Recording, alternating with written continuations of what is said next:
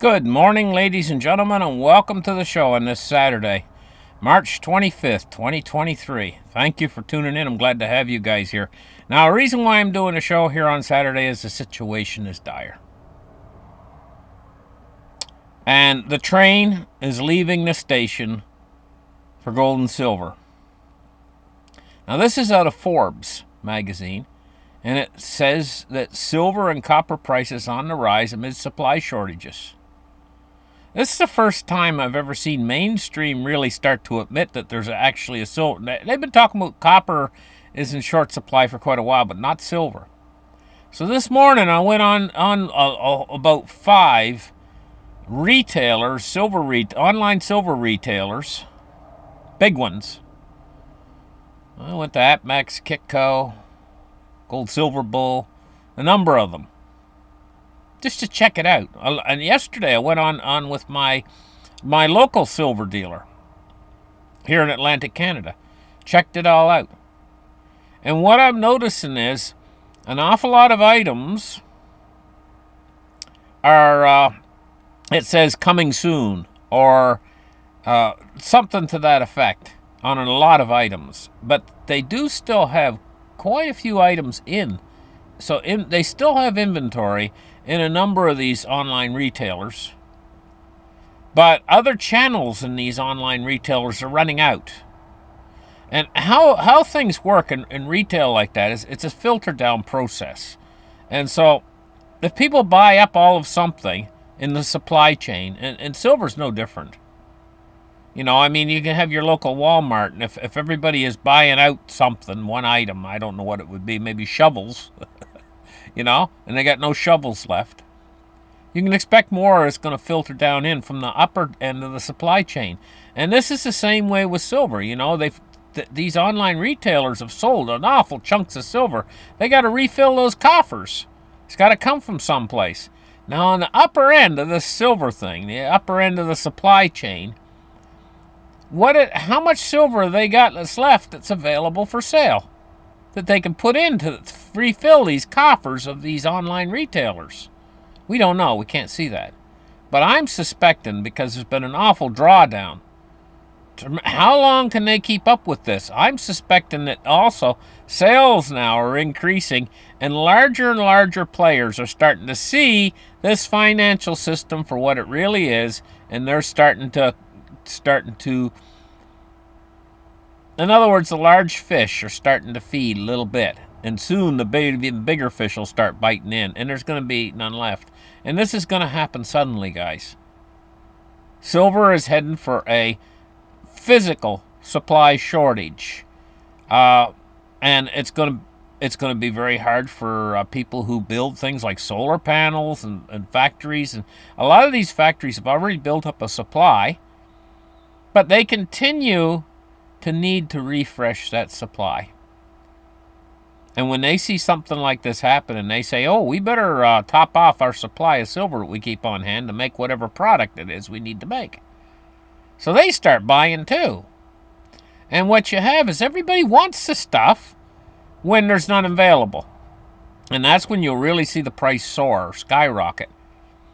And I am telling you guys right now, it's coming. There's going to be a period in the not too distant future where they run out of silver, and there's such demand in all these lower end coffers, like companies like they got a waiting list. They're like, we need the silver. APMEX, you know, or one of these big companies like Kitco or whatever, you know, they're out there, and all of them at once are going to be like, we need the silver. Our coffers are empty. We can't sell. We can't get any supply. And when that all runs out, then to refill all those coffers, they just don't have it. Mining supply ain't going to be able to cover it. And so when we get this final shortage and you ain't going to be able to buy silver at that point, I'm going to be on here, and I'm probably not going to talk about silver very much then, because I don't want to make people feel bad. I might show you the price, go over the price, but I'm not going to be sitting there saying, oh, you better hurry up and get silver or whatever, because you're not going to be able to get any. I am absolutely serious.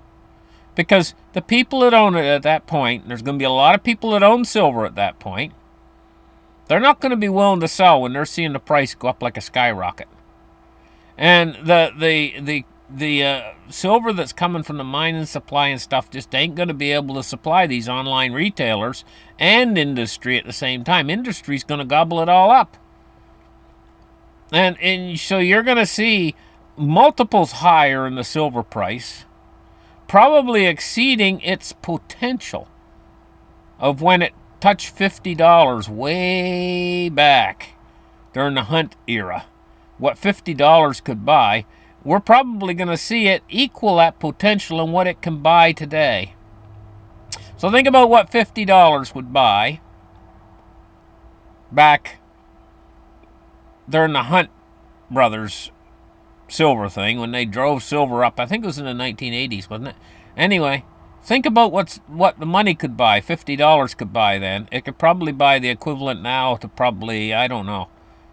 I gotta have to give this a guess. Say $50 in 1980, and what you could purchase now in stuff would probably cost you over $200. So there you go. Anyway, talking about commercial real estate right now this is the next shoe to drop in all of this. And why? Well, everyththing's changed. Back before 1920, people used to work in offices. You used to go to the office for work. And put your hat on, get in your car, drive to the office. Honey, I'm going to the office. Have a nice day, dear. That was what it was back before 2020. Then 2020 hit with the COVID. And then we got all these things like Skype calls and all these different ways that people could work from home by computer. And basically they haven't went back in the numbers. There's all these office spaces for lease and everything else, but nobody wants them. And so now it's starting to hit the fan. It's went this long where it's just going to be a complete collapse in office space prices and stuff. It says commercial real estate faces the perfect storm. The demise of the downtown office buildings. It said locating banks and brokers close together made sense at the time. There was no internet, no emails, no cell phones, and no video conferencing. And this is what they did. They built office buildings, and this is where they all basically communicated with one another. They don't communicate that way anymore. They just get online to communicate. So it's an awful lot of unneeded office space, and so commercial real estate's just going to go. But that's big, guys. Now, I'm not really mentioning about the failures of all these car leases and the auto industry right now. Used car prices are going to plummet. New car prices are going to plummet. People just can't afford. And things are only getting worse. And it's all these factors together. When you start to add them together, the failure of the banks, the failure of commercial real estate, it's a failing system. Period. The end. And we only got a matter of time left before there's big changes coming, guys. Big changes coming to the price of gold and silver and cryptos. I think the worm has finally turned. Things have finally changed. Things are finally starting to turn, not just in favor of gold and silver, but in favor of cryptos as well. And you're going to see, as momentum picks up in all of this, you're going to see a rush out of the dollar when the dollar starts to lose value. And you see, I'm going to stray off. Well, I'm not going to stray off the topic just yet. I'll save it a little bit. Banking crisis lingers as contagion fears take aim at Deutsche Bank. Okay? Deutsche Bank has been in trouble for a long time. I've been doing shows on Deutsche Bank for years, but Deutsche Bank is I'm going to say it's the most systemic risk of any bank on earth, and it's huge.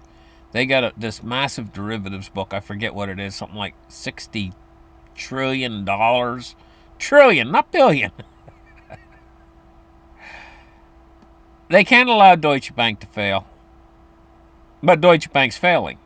So, here comes more of these meetings, more meetings, emergency meetings, more of them are coming. Okay, now here's what I wanted to tell you guys. You guys are worried that maybe the banks can create a SHTF. Well, yeah, they could, but they're not going to be allowed to.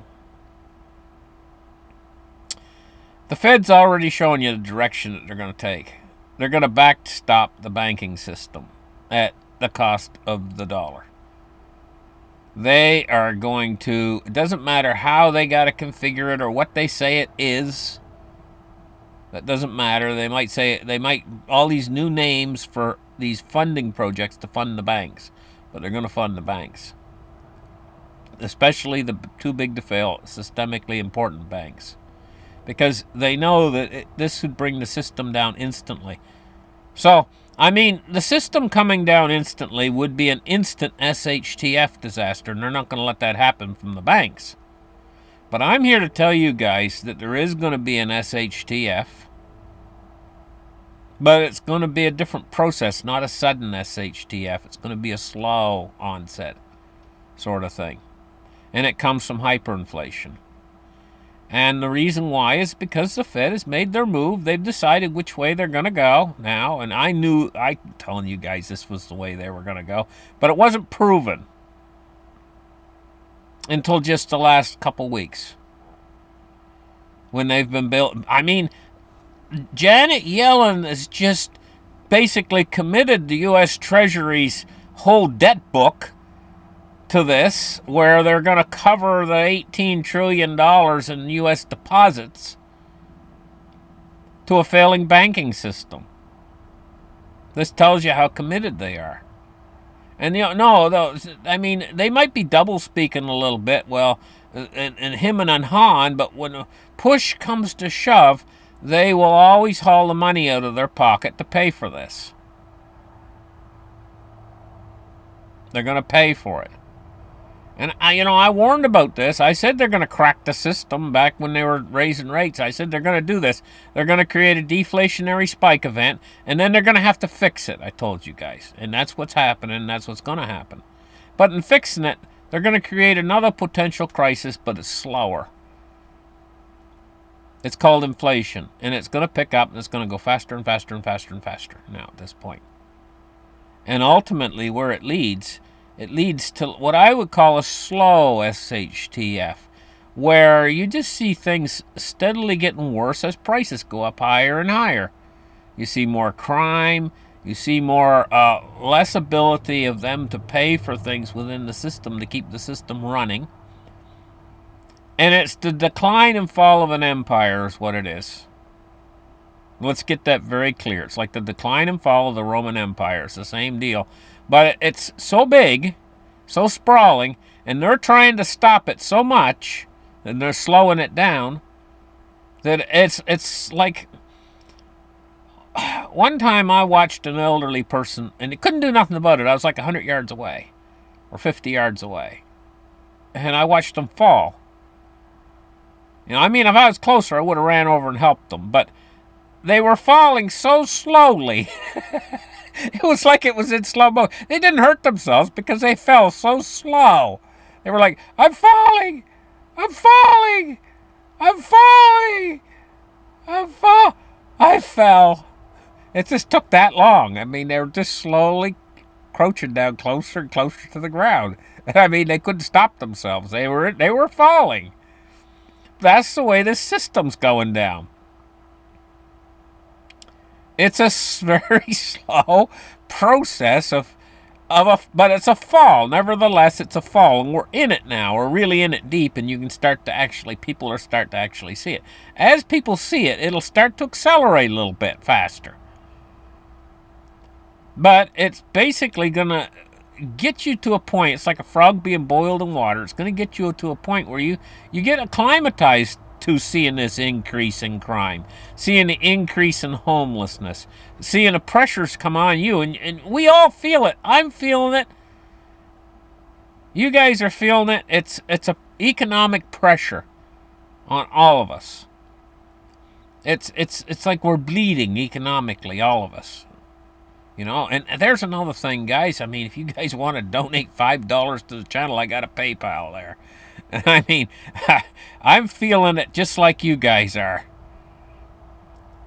Anyway, suffice to say that this decline is going to be kind of slow, but it's going to continue its process of enriching the rich and taking down the middle class and basically destroying their lives because they can't pay for the things that they need. Basic necessities and things are going to become a luxury at a certain point in time. And that's going to increase crime. People are getting desperate and they just go out and they rob to get what they need. And so at a certain point, the system's not going to be able to support the infrastructure that it has in place right now.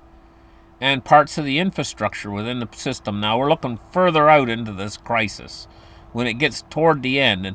And the end of this crisis is when the dollar becomes worth nothing.